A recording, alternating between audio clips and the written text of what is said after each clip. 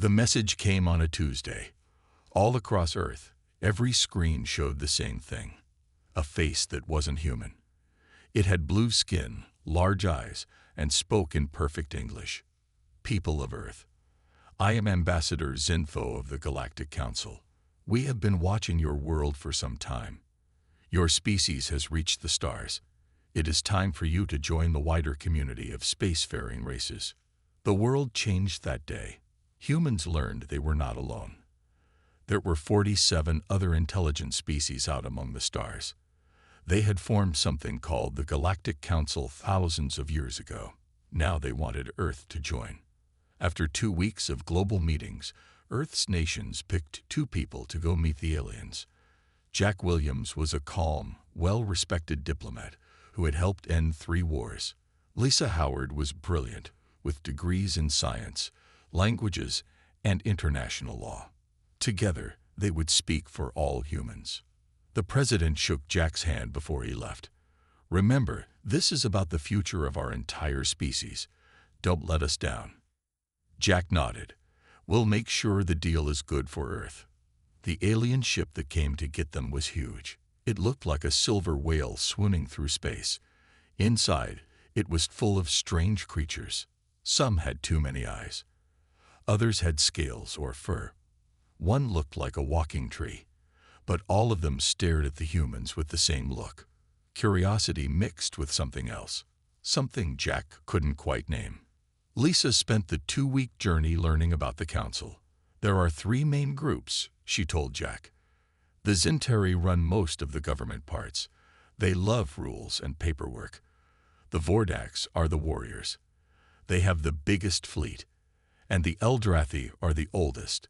They've been in space for over 50,000 years. The alien station where the council met was bigger than anything humans had ever built. It circled a star near Earth called Proxima Centauri. The station was like a metal ring around the star, with thousands of ships coming and going. Their guide was a Zinteri named Vel. He had blue skin and moved like he was always in a hurry. The council is very interested in humans, Vel said as they walked through wide hallways. Your development has been unusual. Unusual how? Asked Lisa. Most species take much longer to reach space. You humans did it very quickly. Jack felt many eyes watching them as they walked. Some aliens moved away when the humans got close. Others whispered to each other and pointed. Vel showed them to their rooms. Tomorrow, you will meet the High Council. They will explain how Earth can join as a probationary member. After Vel left, Jack turned to Lisa. Did you notice how he said, probationary member? I don't like the sound of that. Lisa nodded. And did you see how some of those aliens looked at us? Not with respect. More like worry. That night, Jack couldn't sleep. The room was comfortable enough, but something felt wrong. He kept thinking about how Vel had said humans were unusual. The next morning, they dressed in their best clothes and followed Vel to a massive room. Hundreds of aliens sat in rising circles, like a giant bowl with the humans at the bottom. At the front sat 3 aliens, a blue Zinteri with fancy clothes, a large red-scaled Vordax with battle scars, and an ancient-looking Eldrathi with skin like old paper. Representatives of Earth, the Zinteri announced, we welcome you to the Galactic Council. For 40,000 years, we have guided developing species into the galactic community. Now it is humanity's turn. The Eldrathi spoke next, his voice surprisingly strong. Your species has reached the stars despite your many wars and conflicts. This is rare. Most find peace first, then space travel. The Vordax growled his words. Your military history concerns us. But the Council has tamed many warrior races before. Jack didn't like that word. Tamed. Like Earth was some animal. We offer Earth probationary membership, continued the Zintari. You will enjoy the protection and knowledge of the Council in exchange for accepting our guidance and certain necessary restrictions. Jack stepped forward. We look forward to learning the details of this offer. What Jack didn't say was that something in his gut told him these necessary restrictions were going to be a problem. a big problem. Vel led Jack and Lisa to a small room after the meeting. The walls were pure white. The only furniture was a round table with 3 chairs. On the table sat a thick stack of papers. "This is the standard agreement for new species," Vel said, pushing the stack toward them.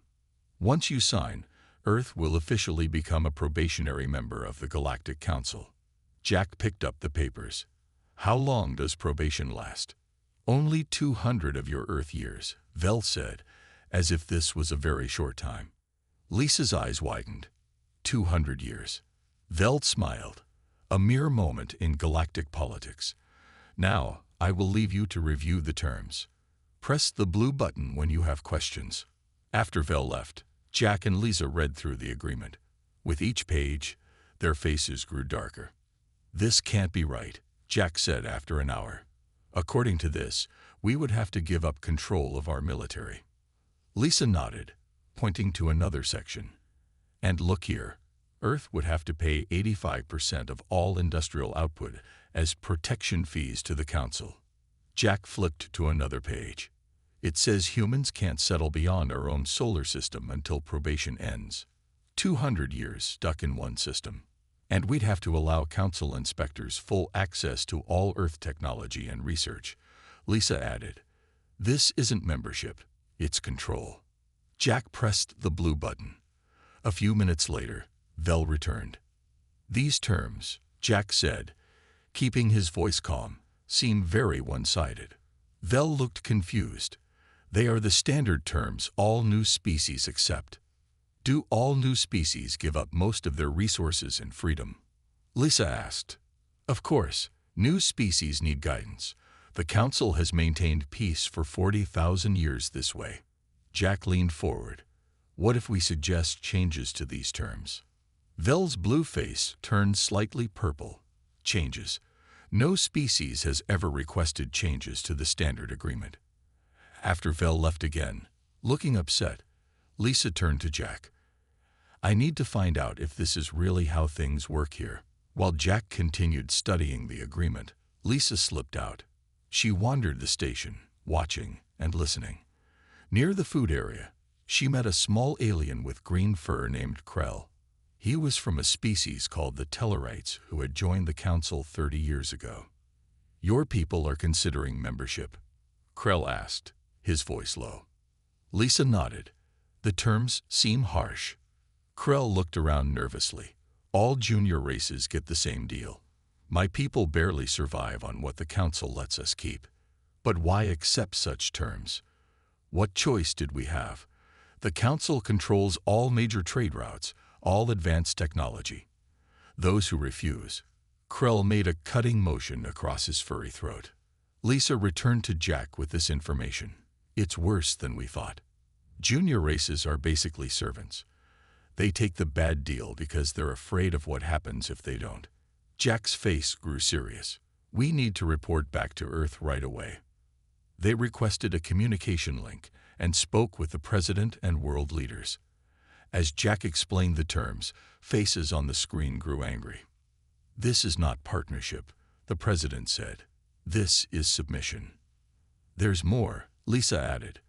"From what I've gathered, no species has ever questioned these terms before. The Council isn't used to being challenged." The defense chief spoke up. "While you've been away, our scientists have been studying the alien technology from their landing craft. We've made some interesting discoveries." "What kind of discoveries?" Jack asked. "Their tech is advanced, but not as innovative as ours. We think humans might be more creative than most Council species." The President leaned forward. "Here's what we'll do. Return to Earth for full consultation. We need to decide if we want any part of this Galactic Council." As their ship prepared to leave the station, Jack noticed Vel watching them, speaking urgently into a communication device. The Zentari looked worried. "They didn't expect us to hesitate," Lisa said quietly. Jack nodded. "I think the Council is about to learn that humans don't play by the same rules as everyone else." Back on Earth, people were angry. News of the Council's unfair terms spread quickly. Protests filled the streets of major cities. Signs read, "Earth is not for sale, and we won't be space slaves." Leaders from all nations gathered in New York for an emergency meeting. Jack and Lisa sat at the main table, explaining everything they had learned about the Galactic Council. "They expect us to just hand over control of our planet," Jack said. "No questions asked." The room was quiet for a moment. Then a woman stood up from the side of the room. She had short gray hair and wore a simple black suit. This was Maria Chen, Earth's top scientist. "While our diplomats were away, we've been studying the alien technology," she said. "We've made an interesting discovery." She tapped a screen and showed pictures of alien devices. "Their technology is advanced, but it hasn't changed much in thousands of years. They stopped innovating." "What does that mean for us?" asked the president. "It means humans might be more creative than most council species," Maria explained. "In just 2 weeks, we've already figured out how some of their systems work. In a few years, we might catch up to them." A man with a soldier's posture stood next. This was Paul Mitchell, a strategic advisor. "I think we have an opportunity here," Paul said. "The Council expects us to accept their terms without question. No species has ever said no before." He smiled. "So let's surprise them. Let's walk away. Just reject their offer." Someone asked, "Won't that make them angry?" "Probably," Paul admitted. "But I think they'll be more confused than angry. And confused people make mistakes. They might come back with better terms." The leaders talked for 3 days. Some wanted to accept the Council's terms, afraid of making powerful enemies. Others wanted to fight right away. In the end, they agreed on a middle path. Reject the current offer, but leave the door open for better terms. They also decided to add someone new to the human team, General Kate Rodriguez. She was calm, smart, and had led Earth's United Defense Forces for 5 years. 1 week later, Jack, Lisa, and Kate returned to the Council station. Many aliens watched them with curious eyes as they walked the hallways. Word had spread that the humans had not immediately accepted membership. In the main council chamber, the 3 human representatives stood before the alien leaders. The Zintari representative looked nervous. The Vordax seemed angry. Only the old Eldrathi looked calm. "Representatives of Earth," the Zintari said, "have you reviewed our generous offer of membership?" Jack stepped forward. He could feel hundreds of alien eyes on him. "We have reviewed your terms carefully," he said, "and after much discussion, Earth has reached a decision." The chamber grew very quiet. Jack could almost feel the aliens leaning forward. "These terms are unacceptable," Jack said clearly. "Earth respectfully declines membership at this time." The reaction was immediate. A wave of noise filled the chamber. Some aliens stood up, shouting in strange languages. Others sat frozen in shock. The Zintari's blue face turned almost white. "You decline. No species has ever declined council membership." "Perhaps no species has ever been offered such unfair terms," Lisa said. "Or perhaps," Kate added, her voice firm, "no species has ever been brave enough to walk away from a bad deal." The Vordax slammed a fist down. "You cannot simply refuse the council." "We just did," Jack said calmly. The old Eldrathi raised a hand, and the chamber grew quiet again. "In 40,000 years," he said slowly, "this has never happened." He looked at the humans with new interest. "You are unexpected." As the 3 humans turned to leave the chamber, Jack heard the council erupting into chaos behind them. Aliens were arguing, shouting, some even pointing at the humans with what looked like fear. "I think," Lisa whispered, "we just changed the game." The council room exploded with noise after the humans left. Aliens shouted and waved their arms. Some jumped up from their seats. Others sat frozen in shock. "This is impossible," shouted the Zintari leader, his voice barely heard over the noise. "No species has ever refused council membership." The Vordax commander growled, showing sharp teeth. "We should quarantine their system immediately. Cut them off before they become a problem." In a small room nearby, Jack, Lisa and Kate listened to the alien leaders argue. A small device in Lisa's hand translated their words. "They're scared," Kate said, surprised. "Not angry. Scared." Lisa nodded. "They don't know what to do. We've broken their pattern." A soft voice spoke behind them. "You certainly have." They turned to see Alan Foster, a human intelligence officer who had been secretly working on the station for 2 weeks. He was good at staying hidden and learning things. "What have you learned?" Jack asked. Alan's face was serious. "The Council is in panic mode. In 40,000 years, they've never had a species walk away. Their whole system depends on new races accepting their terms without question." "What will they do now?" Kate asked. "The leaders are divided. The Zentari want to isolate Earth. The Vordax are talking about a security action, probably a military show of force. Only the Eldrathi are urging caution."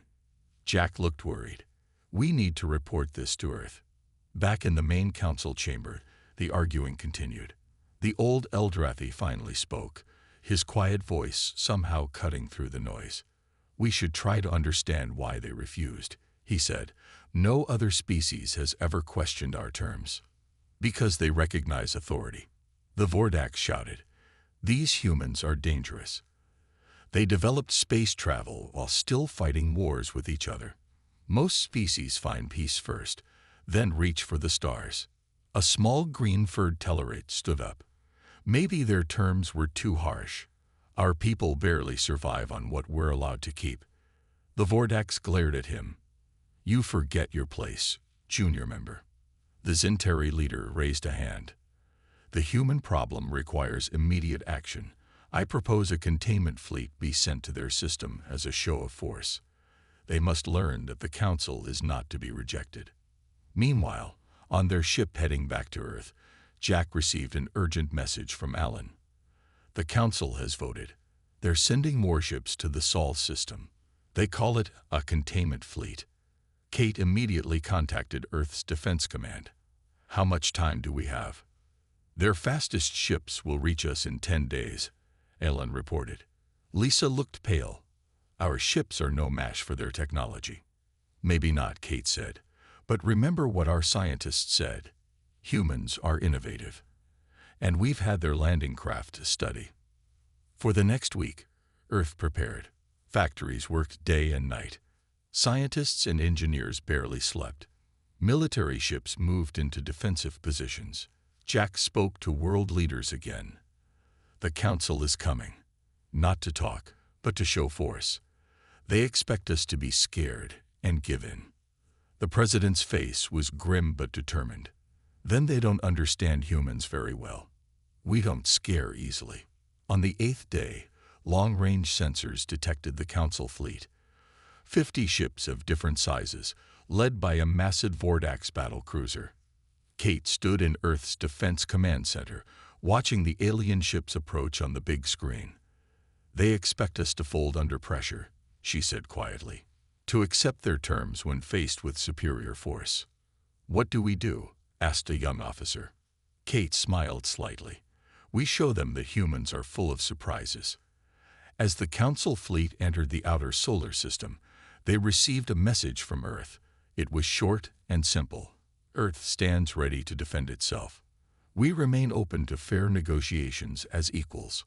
The Vordax commander laughed when he heard this. "They still think they can negotiate. With what leverage?" He was about to find out exactly what leverage humans had found. The Vordax commander stood on the bridge of his massive warship. His red scales gleamed under the lights as he stared at the blue planet on his screen. "Such a small world to cause so much trouble," he said. "Send the humans our message."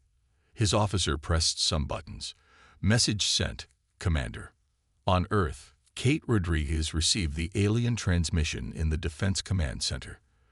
The message appeared on the main screen for everyone to see. "People of Earth, this is Commander Drac of the Galactic Council Containment Fleet. Your rejection of Council membership is unacceptable. You will accept our original terms immediately, or we will demonstrate our power. You have 6 hours to comply." Kate looked at the president's face on a smaller screen. "They're trying to scare us, Madam President." "Are we ready?" the president asked. "As ready as we'll ever be," Kate replied. "Our scientists have been working nonstop." The president nodded. "Then let's show the council what humans can do." Send our reply. Back on the alien ship, Commander Drac received Earth's response. It was not what he expected. "This is President Susan Martinez of Earth. We remain open to fair negotiations as equals. We will not surrender our sovereignty. Earth wishes peace with all species, but we will defend ourselves if attacked." Drac laughed. "They still think they can negotiate. Prepare to target their orbital stations. Let's show them what happens to species that defy the Council." On the Council station, Jack and Lisa watched the situation unfold from Alan's secret communication room. Jack's face was tight with worry. "I should be down there," he said, "helping Earth." "We're helping more from here," Lisa reminded him. "The Council doesn't know we have a spy among them." Ellen pointed to his screen. "Look at this. I've been digging through their records. I found out why they're so afraid of humans." The screen showed alien writing with human translations. Lisa read it quickly. "According to this, humans developed faster than any species they've ever seen," she said. "Most races take thousands of years to go from basic tools to space travel. We did it in a few thousand. And this part," Alan pointed, "says our adaptability rates are alarmingly high. We learn and change faster than other species." "But this is the most interesting part," Jack said, reading further.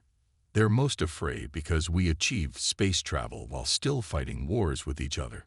Most species become peaceful first, then reach for the stars. The Council fears what we might become," Lisa whispered. In space near Earth, the Council fleet moved closer. 50 alien ships against Earth's smaller fleet. Commander Drac gave the order. "Target their defense stations. Fire when ready." Energy beams shot from the Lid Vordax ship toward Earth's outer defense platforms. Everyone watching expected the platforms to explode. Instead, something amazing happened. Just before the beams hit, a shimmer appeared around Earth's platforms. The alien weapons splashed against it like water, doing no damage. In the Earth Defense Center, people cheered. Kate allowed herself a small smile. "Shield technology working perfectly," reported an officer. "The aliens look confused." "They should be," Kate said. "Their own records show no species has developed effective shields in over 3,000 years. Yet we did it in a week by studying their ships." Commander Drac stared at his screen in disbelief. "Impossible. Their shields should not exist. How did they develop this technology so quickly?" His science officer looked scared. "Commander, we're detecting energy readings from Earth that don't match any known technology.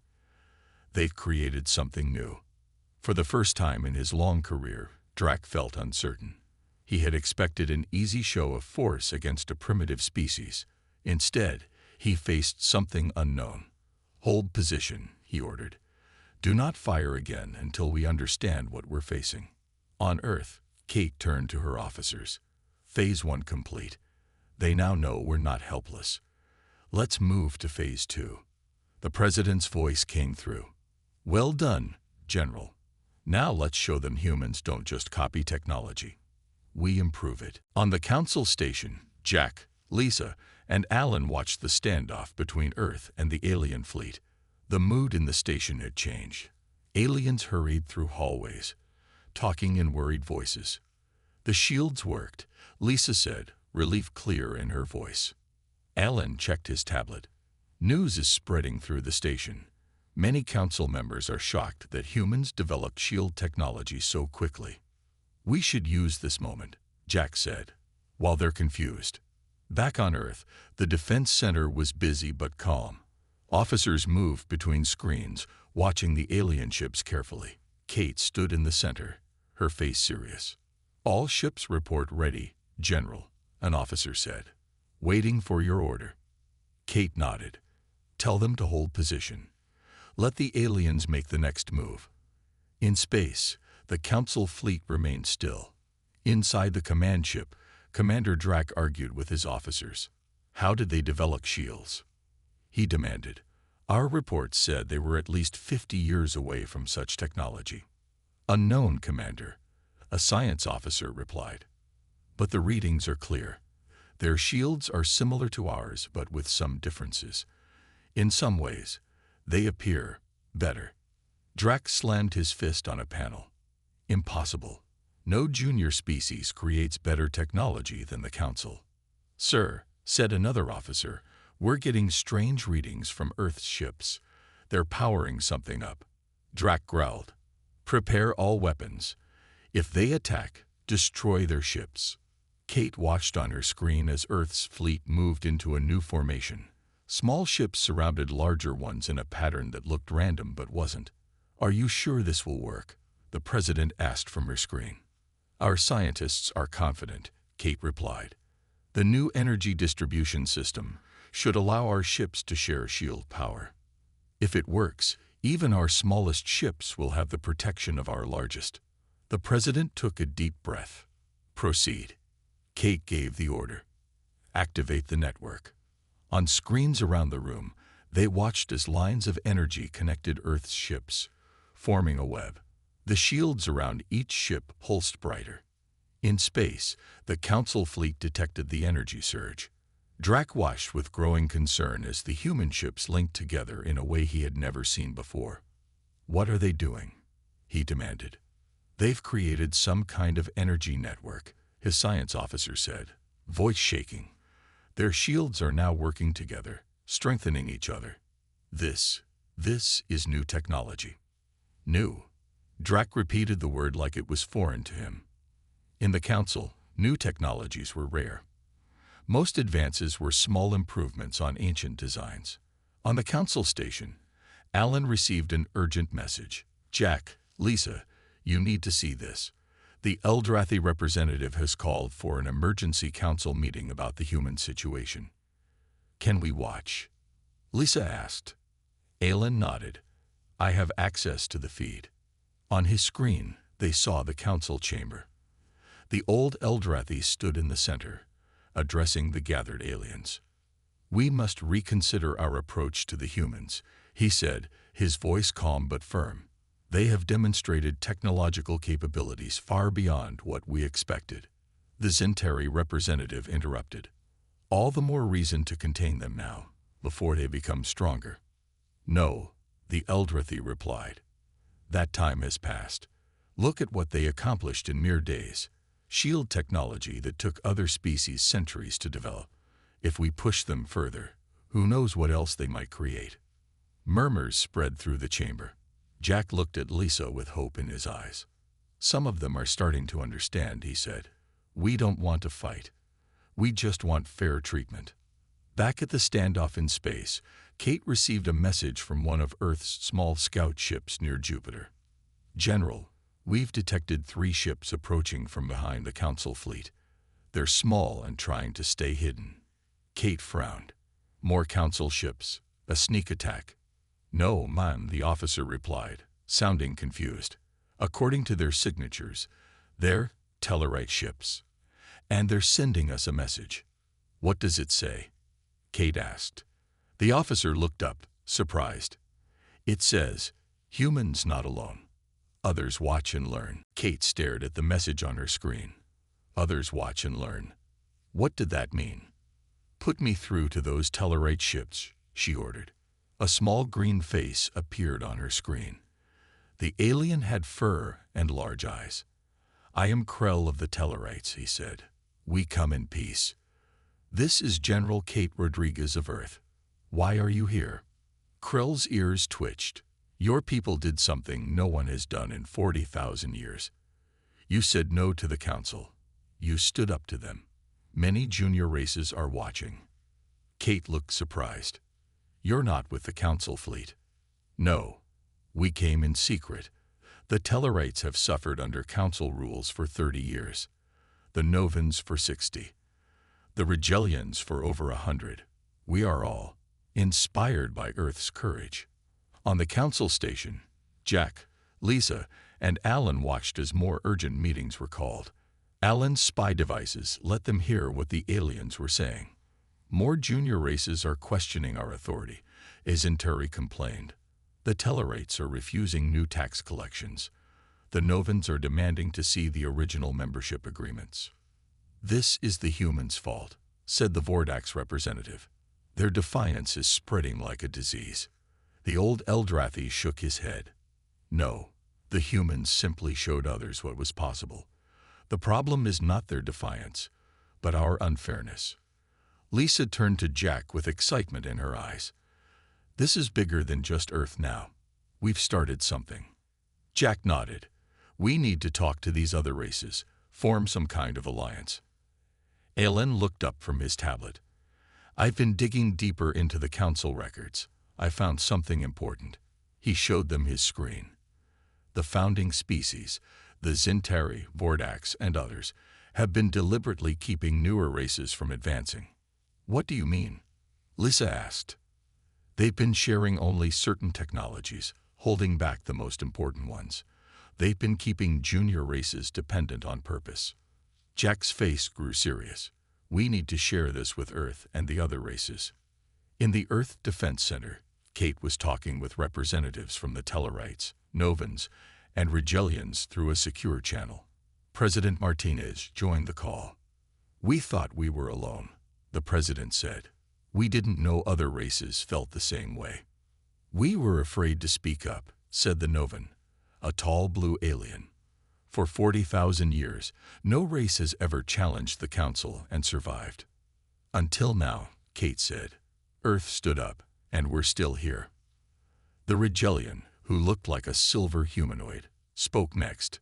Your shields stopped their attack. How did you develop such technology so quickly? Humans are good at innovation, the president explained. When we study something, we don't just copy it. We try to improve it. The council fears this about you, Krell said. They keep talking about your alarming development rate. The conversation was interrupted when an officer rushed to Kate's side. General, the Vordax ships are moving. They're taking up attack positions. On the main screen, the alien fleet was spreading out to surround Earth's ships. They're going to try again, Kate said. Everyone to battle stations. But before the Vordax ships could fire, something unexpected happened. 3 large ships detached from the Council fleet and moved to position themselves between the Vordax and Earth. What's happening? The president asked. A new face appeared on the communication screen. It was the old Eldrathi. I am Elder Valen of the Eldrathi, he said. I have ordered our ships to prevent this attack. Enough blood has been spilled in the name of control. Commander Drax's angry face pushed into the screen. You betray the Council. Elder, move your ships. No, Valen said calmly. The humans deserve to be heard. And I believe they have evidence that will interest all Council races, even the founders. Jack's voice came through. He's right. We've discovered that the founding races have been holding back technology from junior members for thousands of years. We can prove it. The room fell silent. Then the Tellarite, Novan, and Rigelian representatives all began talking at once. More alien ships moved to join the Eldrathi, breaking formation with the Council fleet. The balance of power was shifting before their eyes. 1 month after the standoff at Earth, representatives from 26 species gathered on a neutral space station halfway between Earth and the Council headquarters. The room was large, with a round table in the center. Everyone sat at the same level, with no raised seats. Jack sat between Lisa and Kate, looking at the mix of aliens around them. The old Eldrathi, Valen, sat across from them. Even the blue Zintari and red-scaled Vordax were there, though they didn't look happy. This meeting of the new Galactic Confederation is now open, Jack said. All members have equal voice here. The word confederation was new. The humans had suggested it instead of council to show this was something different. Krell, the small green Tellarite who had first reached out to Earth, spoke up. For too long, junior races have been treated unfairly. This ends today. Lisa stood and activated a large screen. We have proof that founding races kept advanced technology from newer members. She showed documents and records that Alan had found. This kept junior races dependent on the council. Angry voices filled the room as junior races learned how they had been held back. The Zinteri representative looked uncomfortable. It was for the good of all, he tried to explain. New races need guidance. Guidance, yes. Control, no, Valen said. His old eyes were sad. Even my people were part of this deception. I am ashamed. Kate spoke next. Earth proposes a new agreement. All members share technology equally. All members have the same rights. No race controls another. The Vordax commander, Drac, growled.